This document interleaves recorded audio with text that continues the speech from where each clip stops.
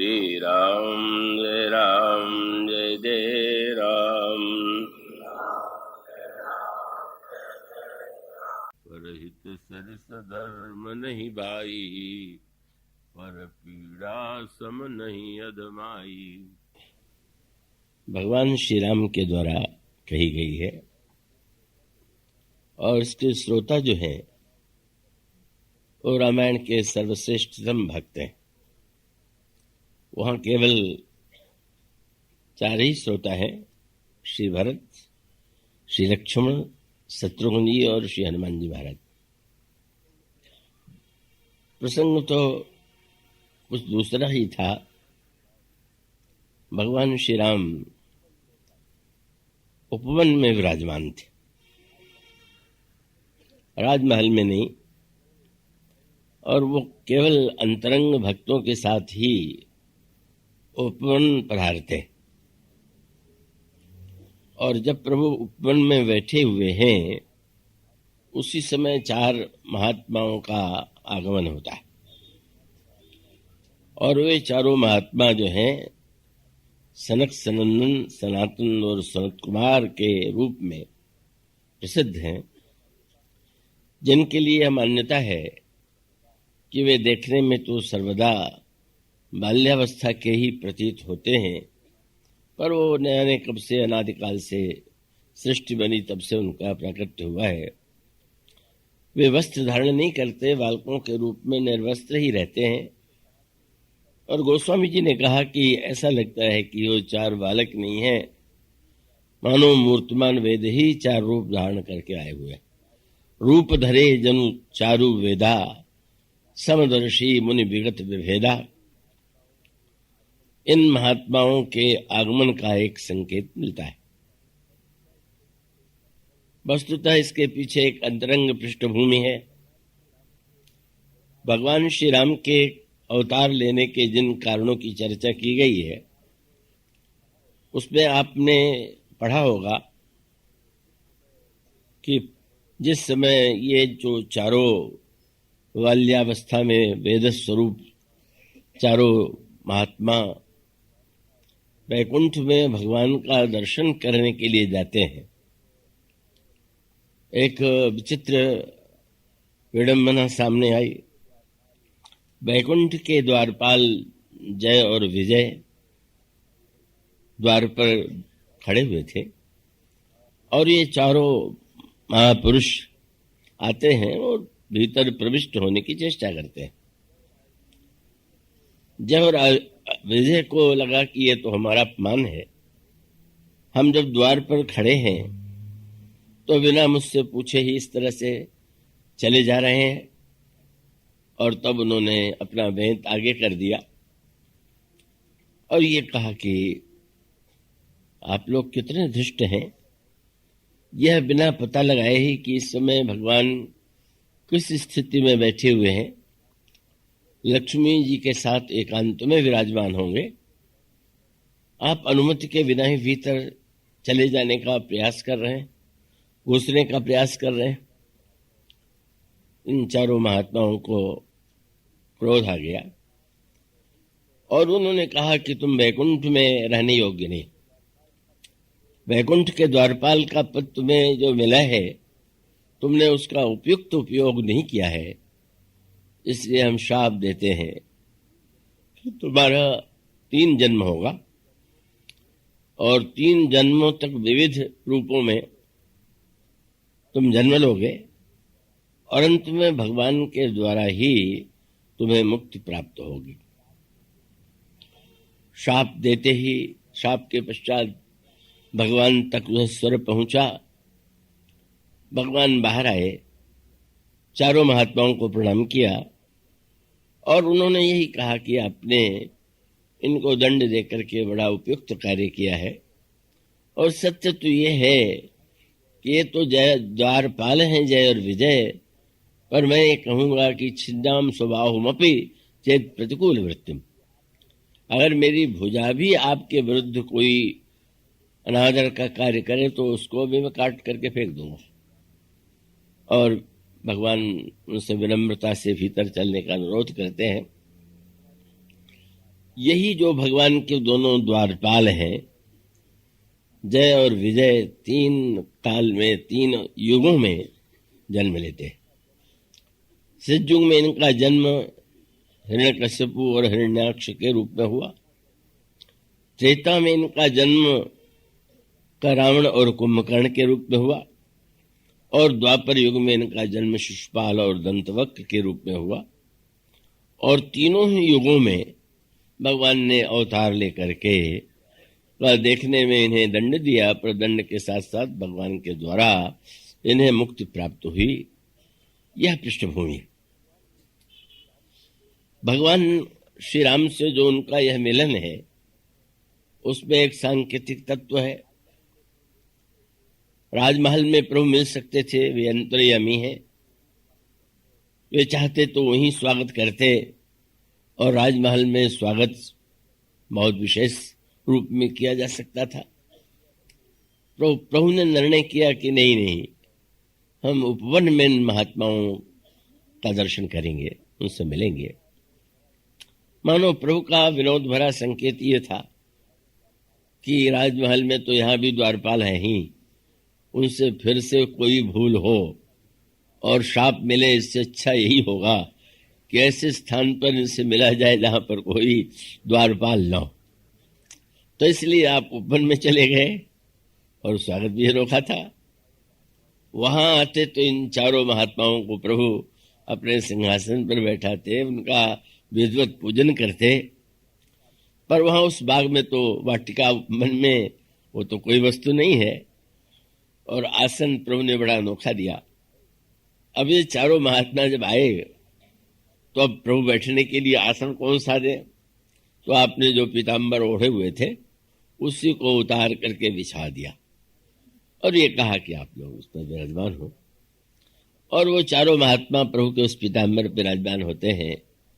भगवान का दर्शन करके उनको दिव्य आनंद की अनुभूति होती है। प्रभु श्री राम की स्तुति करते हैं, उनसे भक्त का वरदान मांगते हैं और चले जाते हैं।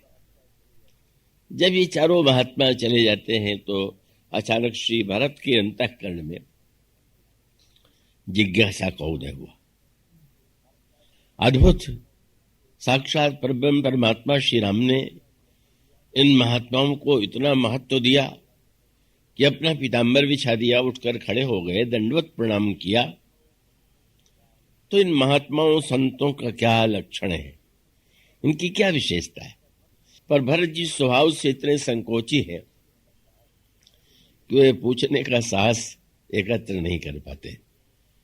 श्री हनुमान जी की ओर देखते हैं। श्री हनुमान जी श्री भरत की भावना को समझ गए और उन्होंने प्रणाम करके प्रभु से निवेदन किया कि प्रभु श्री भरत आपसे कुछ पूछना चाहते हैं। संकोच के मारे वे पूछ नहीं पा रहे हैं। उन्होंने मुझे संकेत किया है, प्रभु ने हनुमान जी से कहा, और एक ही वाक्य में प्रभु ने दोनों की प्रशंसा किया। हनुमान, तुम तो मेरा स्वभाव जानते हो कि भरत और मुझ में कोई अंतर नहीं। और फिर प्रभु ने भरत की ओर देखा, तुम्हारे मन में क्या संशय है, क्या जानना चाहते हो? श्री भरत ने यही कहा कि प्रभु, जिन संतों पर आपका इतना अगाध प्रेम है, उन संतों की क्या लक्षण है? बस यही जानने की इच्छा, अभिलाषा मेरे हृदय में है। उसी का जब प्रभु ने विस्तार से उत्तर दिया तो ये पंक्ति जो है यहाँ के लिए यहाँ पर मुझसे आग्रह किया गया है कि मैं इस पर कहूँ।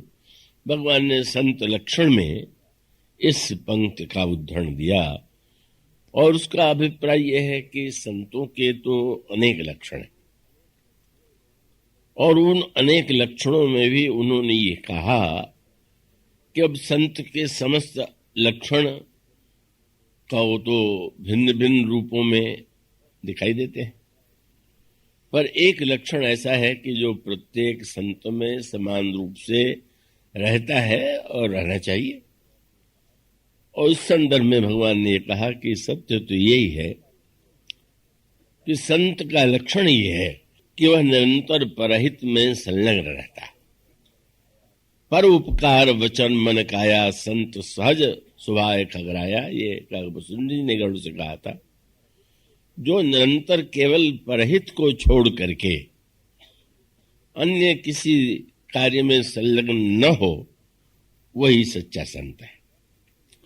और प्रभु ने ये इस पंक्ति में ये भी कह दिया कि धर्म के तो अनेक लक्षण हैं, बड़े व्यापक हैं, लेकिन उन समस्त धर्मों में अगर कोई सर्वश्रेष्ठ धर्म है तो वो परहित है। दूसरे को कष्ट देने से बढ़कर के, पीड़ा पहुंचाने से बढ़कर कोई पाप नहीं, और दूसरे का हित करने से बढ़कर के कोई धर्म नहीं है। तो इस पंक्ति की पृष्ठभूमि ये। आइए थोड़ा इसके पृष्ठभूमि में और अंतरंग और इसके संदर्भ में से जुड़े हुए जो तात्पर्य है उस पर विचार करें। ये धर्म शब्द जो है बड़ा ही अद्भुत शब्द है। हमारे शास्त्रों में धर्म की महिमा का गायन अनगिनत रूपों में किया गया है, किंतु धर्म के संदर्भ में जितनी उसकी महिमा बताई गई है, उतना ही धर्म शब्द रहस्यमय भी है, विवादास्पद भी है। और सत्य तो यह है कि धर्म के नाम पर जितना अधर्म हुआ होगा, उतना शायद अधर्म के नाम पर भी अधर्म न हुआ। क्योंकि धर्म के विषय में क्या है धर्म? जिस धर्म की महिमा इतनी अधिक बताई गई, अगर यह पूछा जाए कि धर्म क्या है,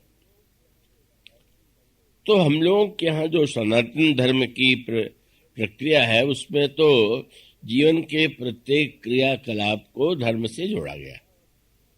स्नान भी धर्म है, और जितनी क्रिया है, दिन और रात में जितनी क्रिया आपके द्वारा होती है, वो सबको उन्होंने धर्म का ही रूप देने की चेष्टा की, कहने की चेष्टा की।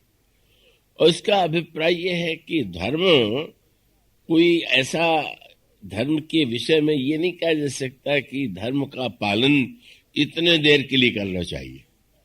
माने प्रत्येक जीवन का क्रियाकलाप, श्वास प्रश्वास, व्यवहार, सबका आधार धर्म ही होना चाहिए, इसका उद्देश्य। तो ये जो धर्म है क्या? क्योंकि स्मृतियों को उठा करके पढ़ें तो उसमें बड़ी व्यवस्था दी गई है।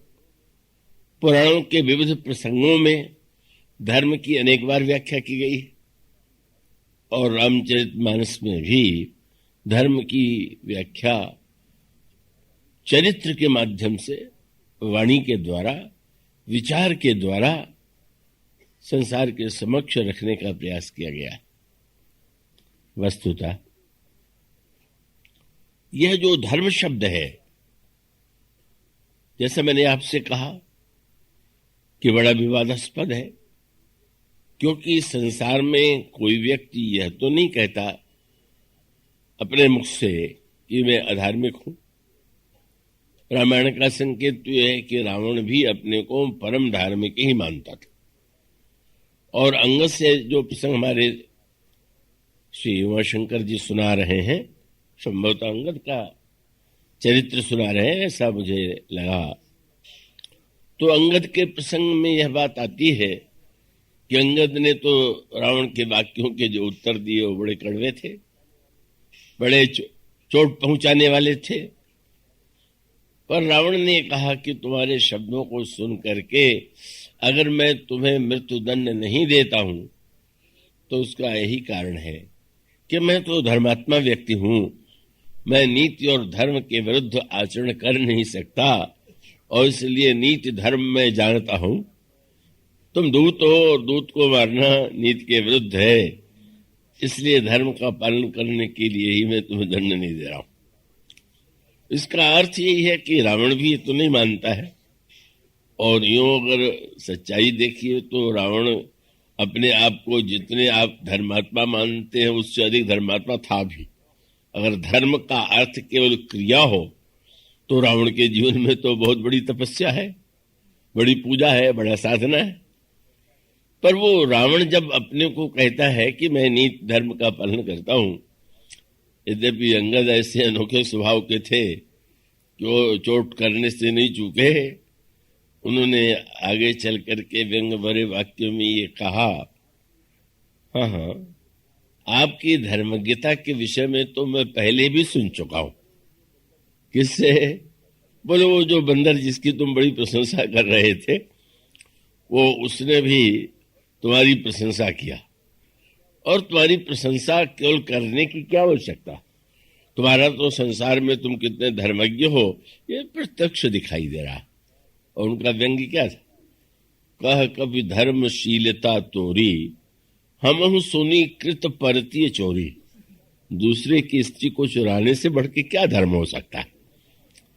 तो आपने जब इतने बड़े धर्म का पालन किया और जगन माता का भी हरण करके आप लाए, तो आपकी धर्मशीलता तो जग विख्यात है। मानो व्यंग यही था कि केवल अपने को ही आप प्रमाण पत्र दे दे।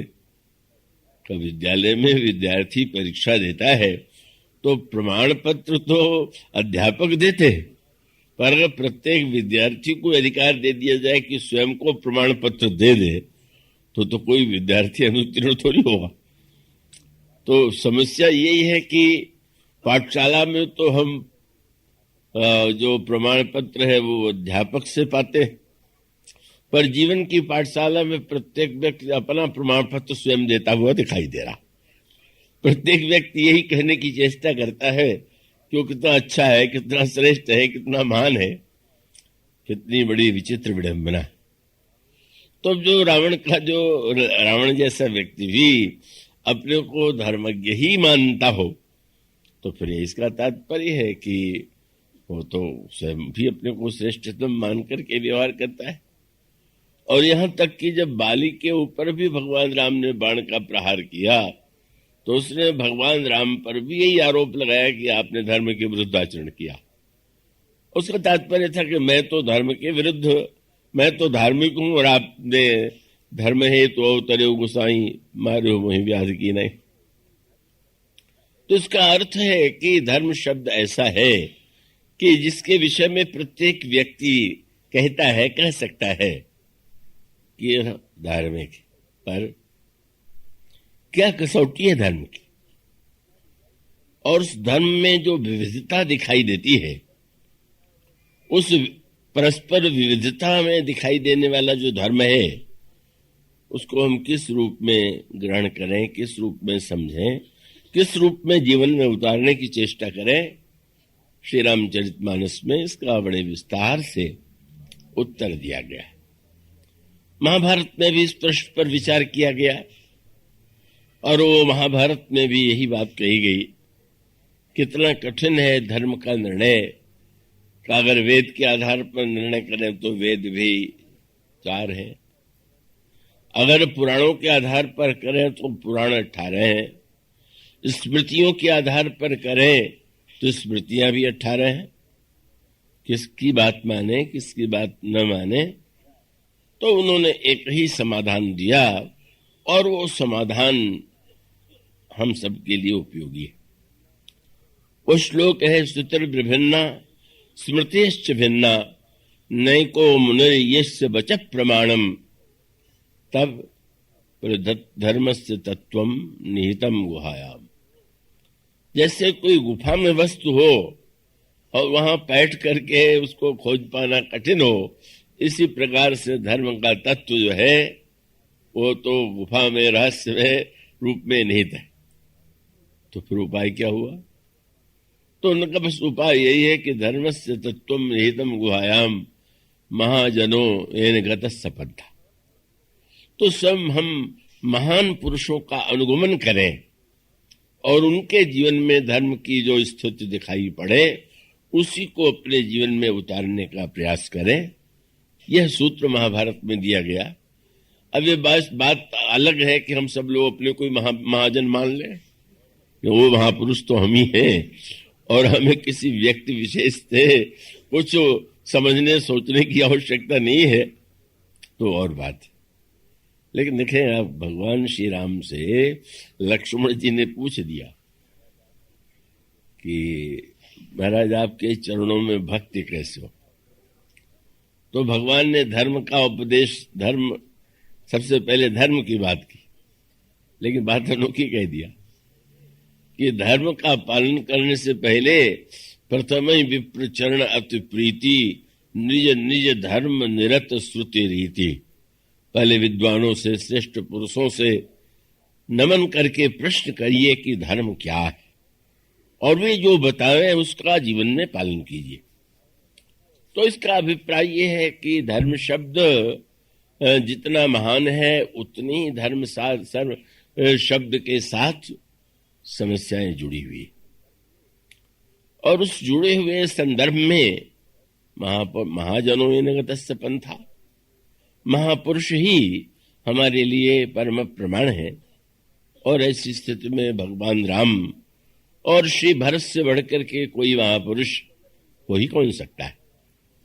तो अगर उन दोनों के आचरण, उनकी वाणी और उनकी व्याख्या को हम दृष्टिगत रख करके विचार करें तो हम धर्म के तत्व को यत्किंचित समझ करके यदि उसको हम सही रूप में अपने जीवन में लाने का प्रयास करें तो हमारे जीवन की बहुत सी भ्रांतियां दूर हो सकती हैं।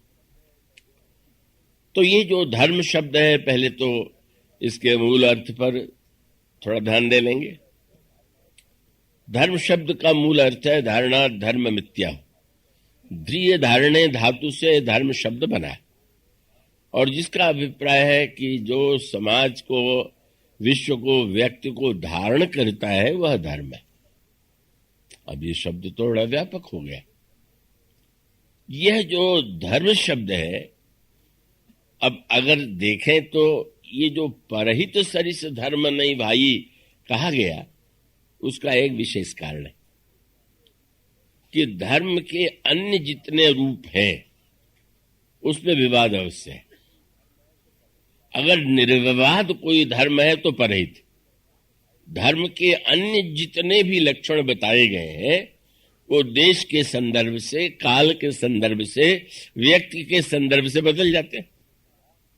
पर यही एक ऐसा भगवान ने कहा कि अब वो तो ठीक है, अगर धर्म के अनेक लक्षण हैं तो सभी लक्षण, लेकिन परस्पर लक्षणों में कभी अगर सामंजस्य है तो ठीक है, पर परस्पर अगर विरोध की स्थिति आ जाए तो, अब जैसे दृष्टांत दे ले,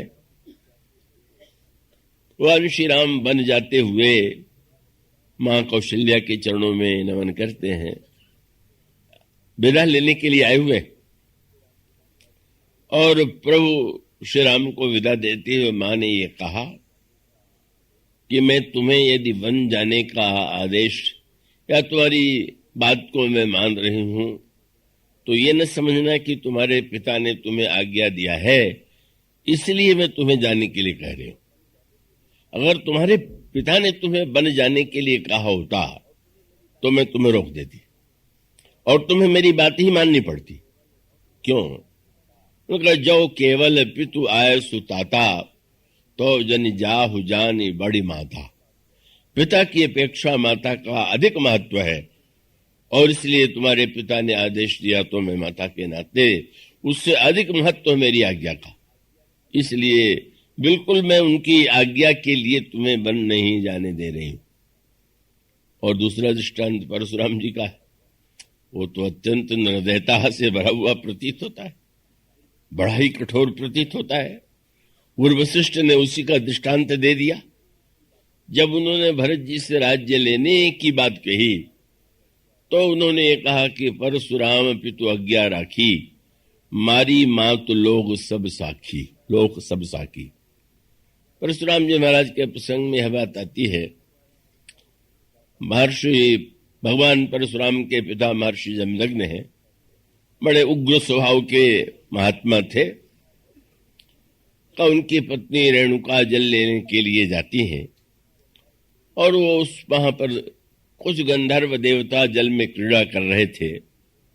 उस क्रीड़ा को देखने में थोड़े क्षणों के लिए विस्मृत हो गई और जल लाने में विलंब हो गया।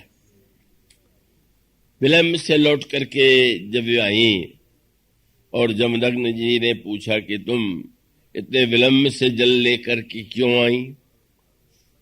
तो उन्होंने सरल भाव से बता दिया।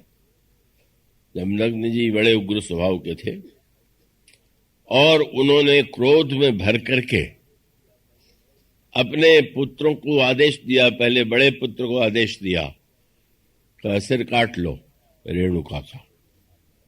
निर्दयता और कठोर दंड की पराकाष्ठा थी। अब जो जन जाहु जानी बड़े माता, अगर पिता से माता का स्थान बड़ा है, यह सत्य है, तो उन्हें कह देना चाहिए था कि नहीं नहीं आप पिता हैं, ये मेरी माता है, मैं तो नहीं। उन्होंने नहीं भी कर दिया, उनका मैं नहीं काटूंगा।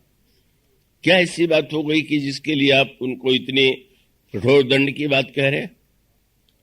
उसके बाद उन्होंने दूसरे पुत्र से कहा, उसने भी नहीं कर दिया। मानो वे कह रहे पिता के नाते मेरी आज्ञा मानना तुम्हारा धर्म है, पर पुत्र कहते हैं नहीं नहीं ये कैसे धर्म है, हम इससे नहीं मानेंगे। तीसरे पुत्र ने भी अस्वीकार कर दिया। सबसे छोटे परशुराम जी थे और उनसे जब उन्होंने कहा तो उन्होंने पिता की आज्ञा मान करके, क्योंकि पिताजी केवल रेणुका से रुष्ट नहीं हुए, इतने उग्र स्वभाव के थे कि उन्होंने कहा कि रेणुका ने तो धर्म का अतिक्रमण किया है, तुम्हारे भाइयों ने भी मेरी बात न मान करके धर्म का उल्लंघन किया, इनका भी सिर काट लो। धर्म ही का तो नाम था। वो मानते थे कि ये धर्म का जब आदेश में जा रहा हूं तो उसको मानना चाहिए। और परशुराम जी ने सचमुच सबका सिर काट लिया। यद्यपि उन्होंने मार्ग दूसरा निकाल ही लिया, लेकिन उस समय उन्होंने पिता की आज्ञा को पालनीय मान करके काट दिया।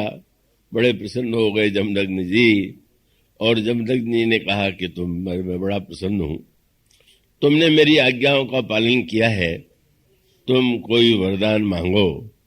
तो उन्होंने ये कहा कि ये चारों जीवित हो जाए।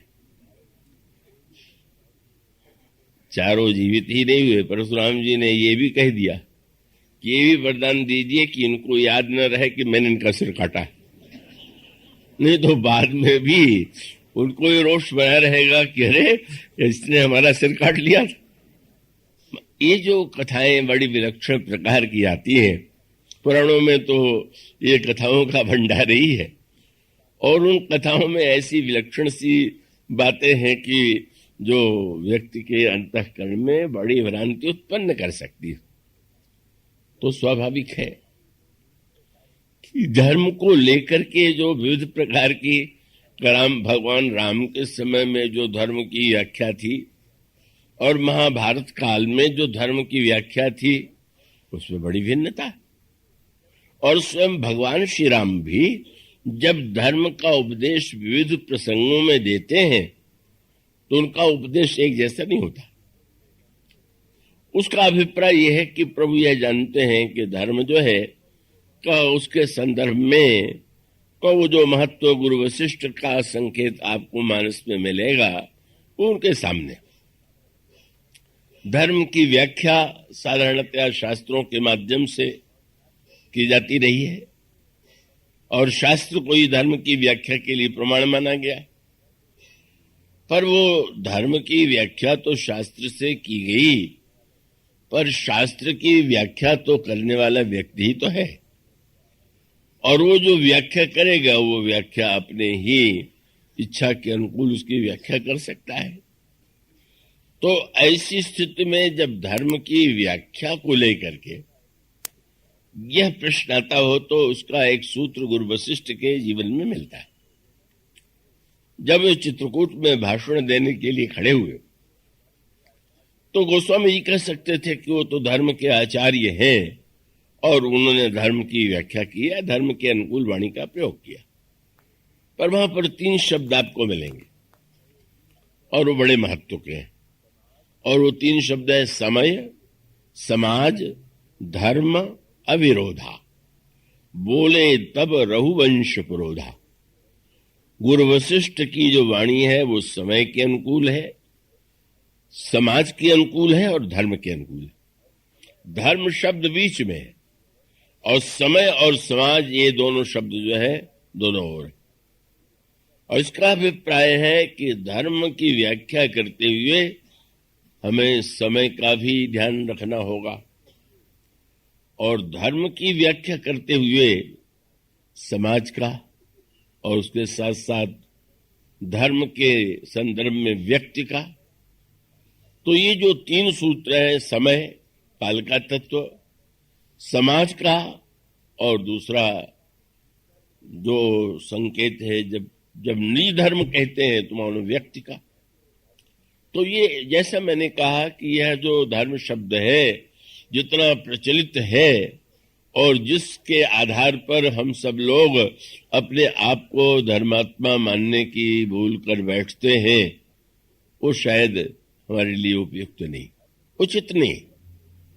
हमें तो धर्म के उस व्यापक स्वरूप पर विचार करना है और इस संदर्भ से अगर आप विचार करेंगे तो समस्त धर्म जो हैं, अब रामायण में एक महानतम धर्म की व्याख्या की गई कि धर्म जो है, धर्म न दूसरे सत्य समाना, सत्य से बढ़कर के कोई धर्म नहीं। अब सत्य से बढ़कर के कोई धर्म नहीं है। सत्य की महिमा का तो सारे शास्त्रों में बार बार प्रतिपादन किया गया, किंतु सत्य के संदर्भ में जो प्रसंग आते हैं उसको लेकर के तो आपको बड़ी भिन्नता दिखाई देगी। क्या है सत्य? सत्य का देने का अर्थ अगर यह हो कि आप ये कहें कि हाँ मैंने देखा, जो मैंने देखा वही मैं कह रहा हूं और जो मैं कह रहा हूं वही सत्य है, तो बहुत बड़ी भ्रांति की संभावना। इसलिए आप रामायण में अनेक प्रसंगों में देखेंगे कि वो बात जो सत्य के संदर्भ से जोड़ करके कही गई, अंत में वह सूत्र सामने रखना अनिवार्य है। और अनिवार्य क्या है कि सत्य तो धर्म है, पर जिसे लोग सत्य के नाम पर जीवन में स्वीकार कर बैठे हुए हैं, उनका अभिमान है वो सत्यवत्य कुछ नहीं होता। किसी को कड़वा बोल रहा है तो सत्यवादी बन जाएगा। वो कहते हैं वाह हम तो सत्य बोलते हैं। और ऐसी सत्यवादियों में मंथरा अग्रगण्य थी। मंथरा ने यही कहा कि मैं क्या करूं, मैं तो सच ही बोल सकती हूं और आपको तो शायद वो लोग बड़े अच्छे लगते हैं कि जो बातें बना करके कहते हैं।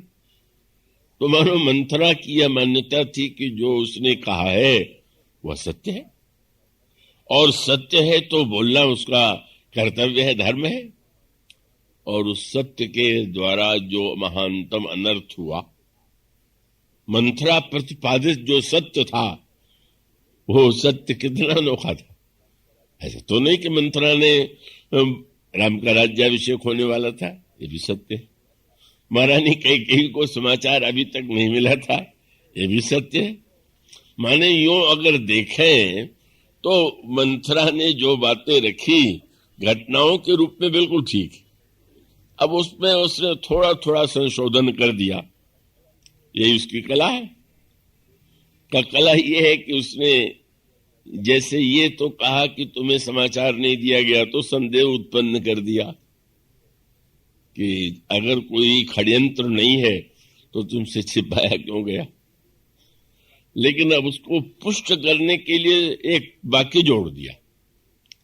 अगर ये कह दे कि राम को राज्य देने की तैयारी कल हुई है तो कैकेयी जी कह सकती हैं कि महाराज स्वयं मुझे समाचार देंगे, और सत्य भी यही था।